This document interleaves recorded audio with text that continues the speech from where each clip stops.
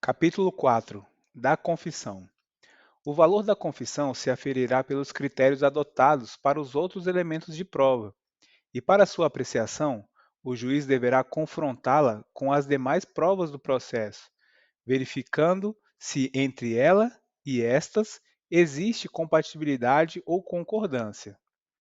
O silêncio do acusado não importará à confissão, mas poderá constituir elemento para a formação do convencimento do juiz. A confissão, quando feita fora do interrogatório, será tomada por termo nos autos, observado o disposto no artigo 195. A confissão será divisível e retratável, sem prejuízo do livre convencimento do juiz, fundado no exame das provas em conjunto. Capítulo 5 do ofendido. Sempre que possível, o ofendido será qualificado e perguntado sobre as circunstâncias da infração, quem seja ou presuma ser o autor, as provas que possa indicar, tomando-se por termo as suas declarações.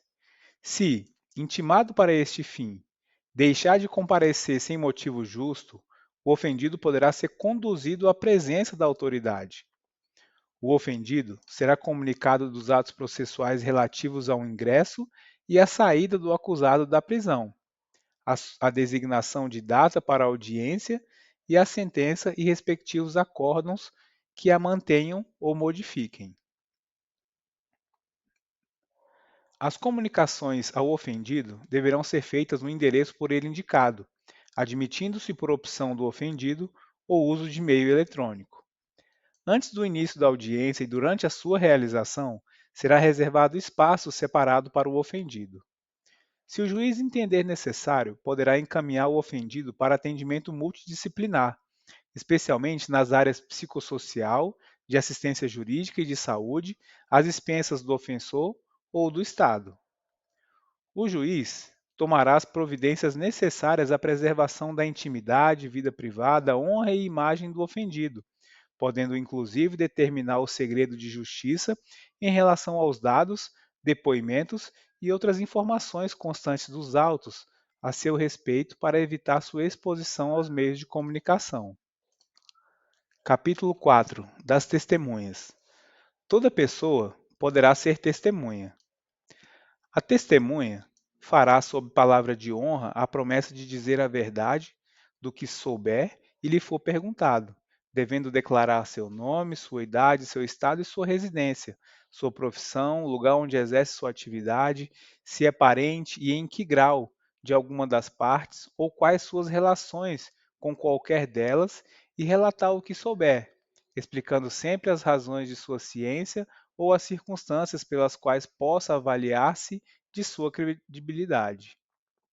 O depoimento será prestado oralmente, não sendo permitido à testemunha fazê-lo por escrito. Não será vedada à testemunha, entretanto, breve consulta a apontamentos. Se ocorrer dúvidas sobre a identidade da testemunha, o juiz procederá à verificação pelos meios ao seu alcance, podendo, entretanto, tomar-lhe o depoimento desde logo. A testemunha não poderá eximir-se da obrigação de depor.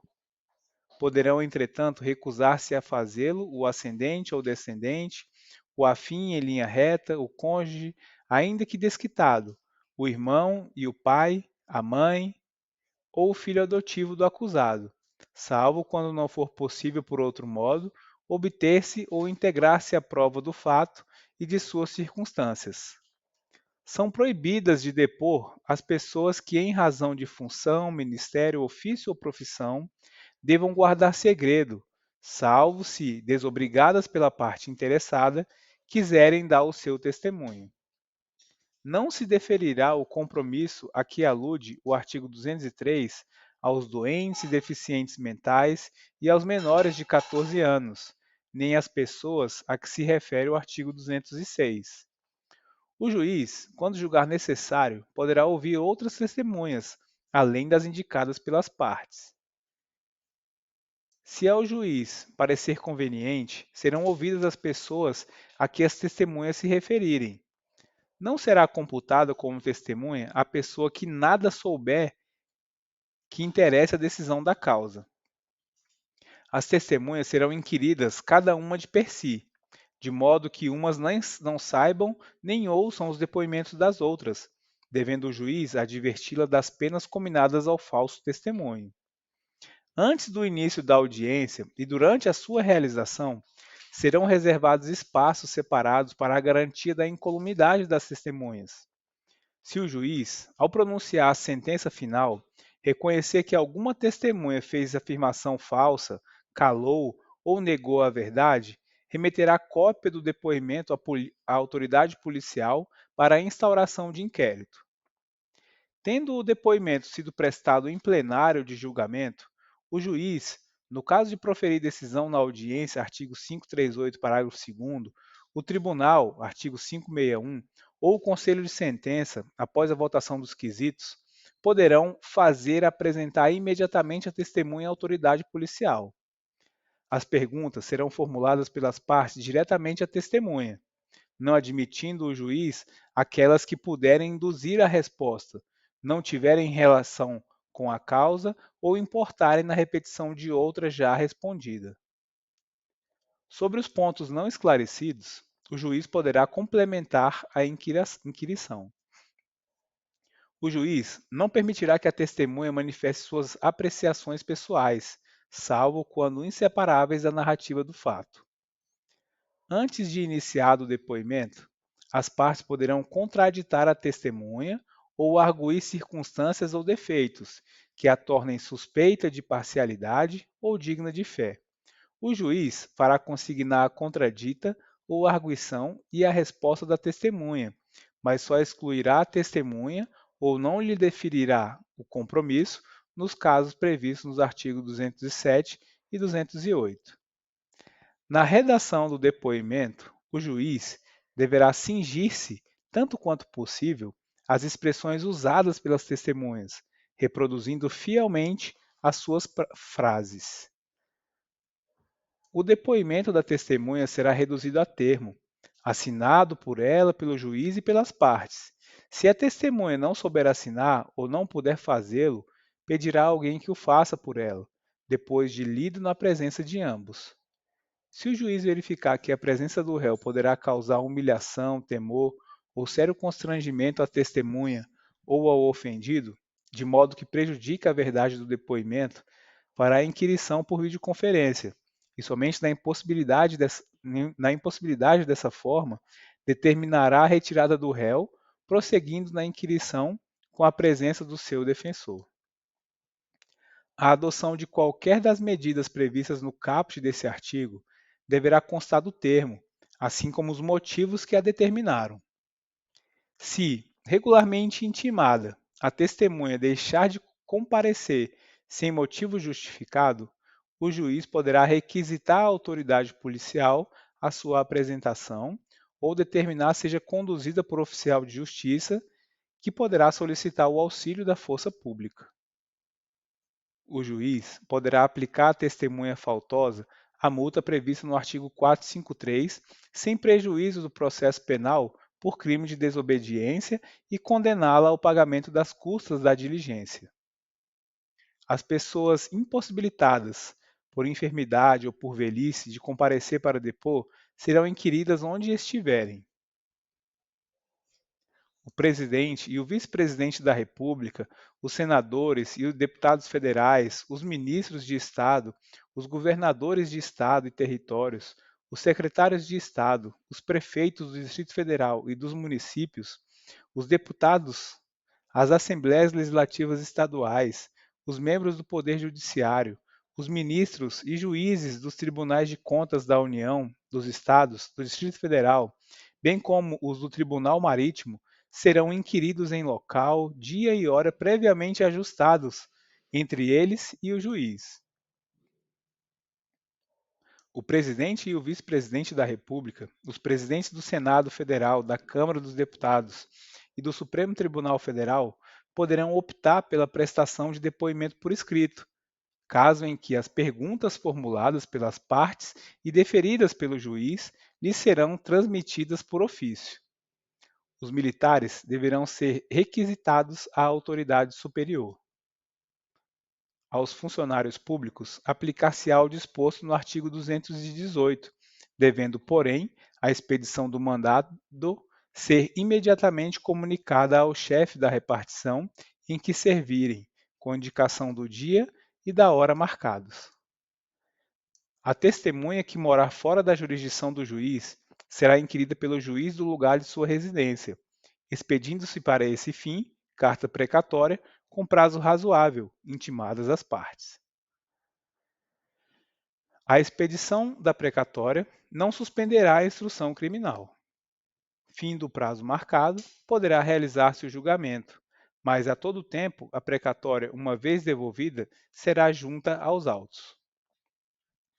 Na hipótese prevista no caput desse artigo, a oitiva de testemunha poderá ser realizada por meio de videoconferência ou outro recurso tecnológico de transmissão de sons e imagem em tempo real, permitida a presença do defensor e podendo ser realizada inclusive durante a realização da audiência de instrução e julgamento.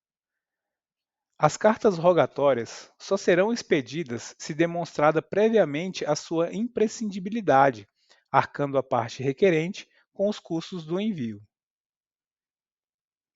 Aplica-se às cartas rogatórias o disposto nos parágrafos 1º e 2º do artigo 222 desse Código. Quando a testemunha não reconhecer a língua nacional, será nomeado intérprete para traduzir as perguntas e respostas. Tratando-se de mudo, surdo ou surdo-mudo, proceder-se-á na conformidade do artigo 192. As testemunhas comunicarão ao juiz, dentro de 1 ano, qualquer mudança de residência, sujeitando-se, pela simples omissão, às penas do não comparecimento.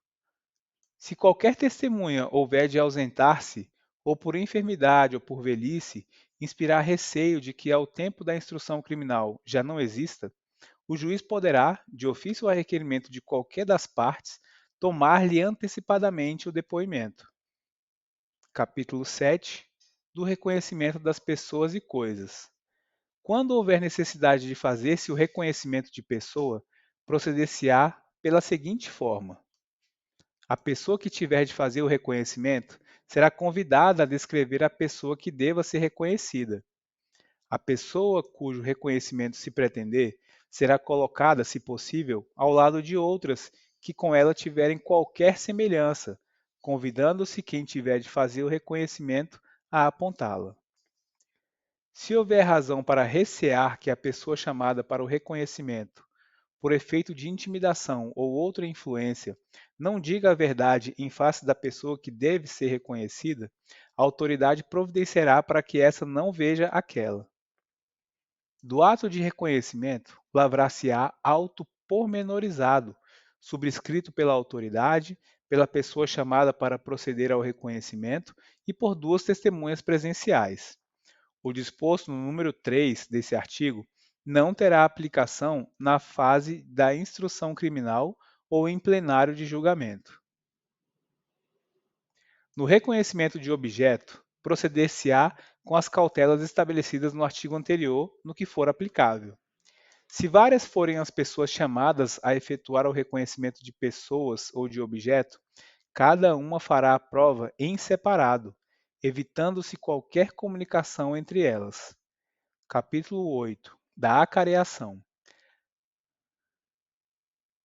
A acareação será admitida entre acusados, entre acusado e testemunhas, entre acusado ou testemunha e a pessoa ofendida, e entre as pessoas ofendidas, sempre que divergirem em suas declarações sobre fatos ou circunstâncias relevantes.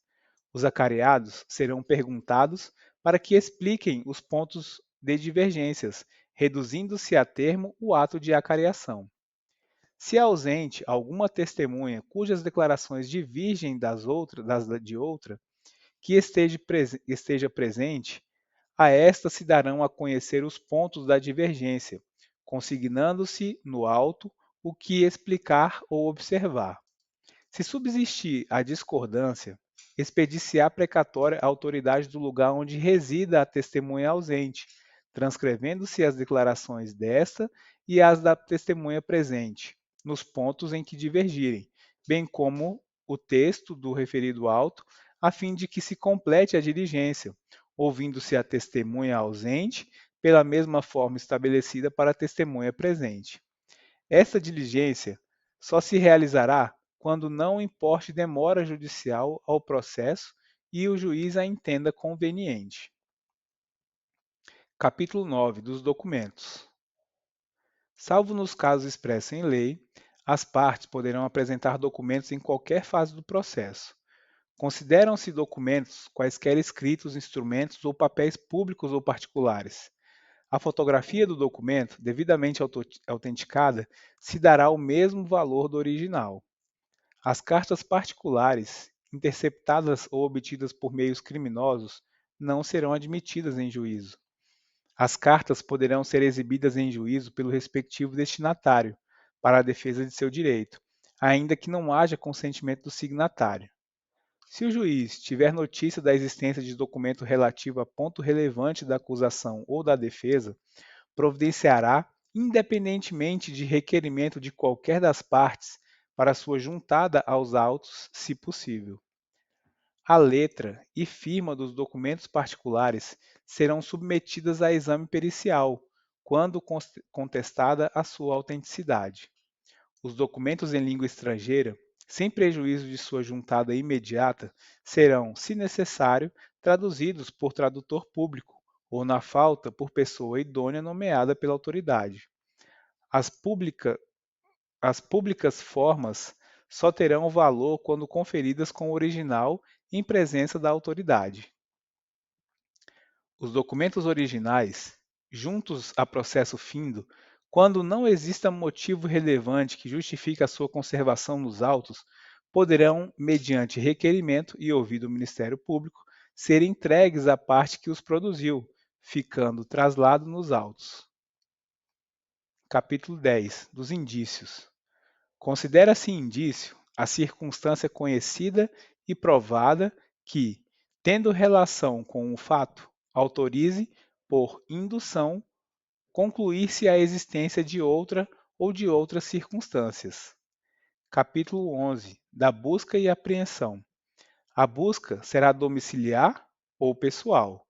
Proceder-se-á à busca domiciliar quando fundadas razões a autorizarem para prender criminosos, apreender coisas achadas ou obtidas por meios criminosos, apreender instrumentos de falsificação ou de contrafação e objetos falsificados ou contrafeitos, apreender armas e munições, instrumentos utilizados na prática de crime ou destinados a fim delituoso, descobrir objetos necessários à prova de infração ou à defesa do réu, apreender cartas, abertas ou não, destinadas ao acusado ou em seu poder, quando haja suspeita de que o conhecimento do seu conteúdo possa ser útil à elucidação do fato, apreender pessoas vítimas de crimes, colher qualquer elemento de convicção, proceder-se-á à busca pessoal quando houver fundada suspeita de que alguém oculte consigo arma proibida ou objetos mencionados nas letras B a F e letra H do parágrafo anterior. Quando a própria autoridade policial ou judiciária não a realizar pessoalmente, a busca domiciliar deverá ser precedida da expedição de mandado. A busca poderá ser determinada de ofício ou a requerimento de qualquer das partes. O mandado de busca deverá indicar, o mais precisamente possível, a casa em que será realizada a diligência e o nome do respectivo proprietário ou morador, ou, no caso de busca pessoal, o nome da pessoa que terá de sofrê-la ou os sinais que a identifiquem. Mencionar o motivo e os fins da diligência, ser subscrito pelo escrivão e assinado pela autoridade que o fizer expedir. Se houver ordem de prisão, constará do próprio texto do mandado de busca. Não será permitida a apreensão de documento em poder do defensor do acusado, salvo quando constituir elemento do corpo de delito. A busca pessoal independerá de mandado, no caso de prisão, ou quando houver fundada suspeita de que a pessoa esteja na posse de arma proibida ou de objetos ou papéis que constituam corpo de delito, ou quando a medida for determinada no curso de busca domiciliar. As buscas domiciliares serão executadas de dia, salvo se o morador consentir que se realizem à noite e antes de penetrarem na casa, os executores mostrarão e lerão o mandado ao morador ou a quem o represente, intimando-o em seguida a abrir a porta. Se a própria autoridade der a busca, declarará previamente a sua qualidade e o objeto da diligência.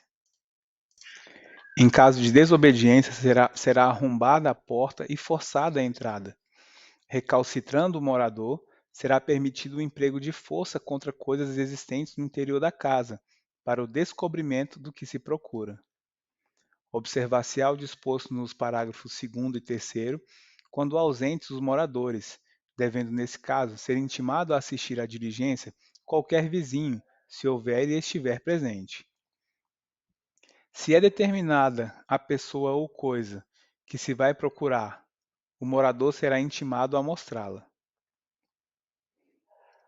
Descoberta a pessoa ou coisa que se procura, será imediatamente apreendida e posta sob custódia da autoridade ou de seus agentes.